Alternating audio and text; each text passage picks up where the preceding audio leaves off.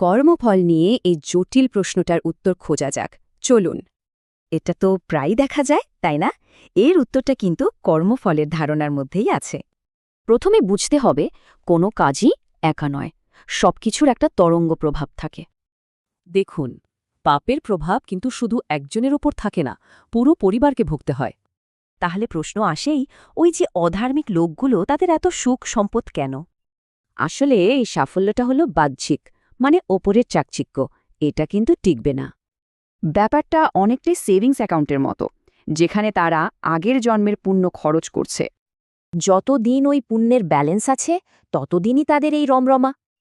আচ্ছা, তাহলে যারা ধার্মিক তাদের কেন এত কষ্ট?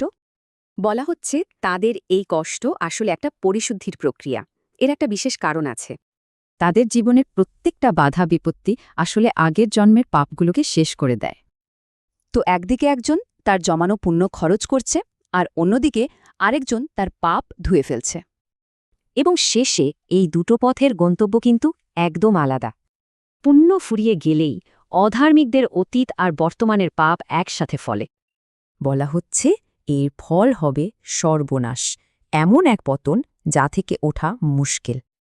আর ধার্মিকদের ক্ষেত্রে তাদের পাপ শেষ হয়ে গেলে পুরনো আর নতুন পুণ্য মিলে যায়।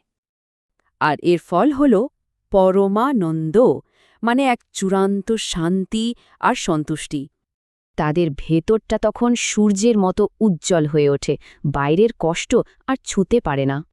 তাহলে আসল প্রশ্নটা হল, প্রকৃত উন্নতি কোনটা? শান্তির পথটাই বা কি? এই ধারণা অনুযায়ী শান্তির পথে চলার জন্য 3টে মূল কথা মনে রাখতে হবে।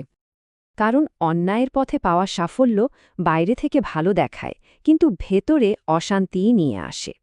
শেষ পর্যন্ত পছন্দটা আমাদেরই, বাইরের উন্নতি নাকি সত্যিকারের শান্তি।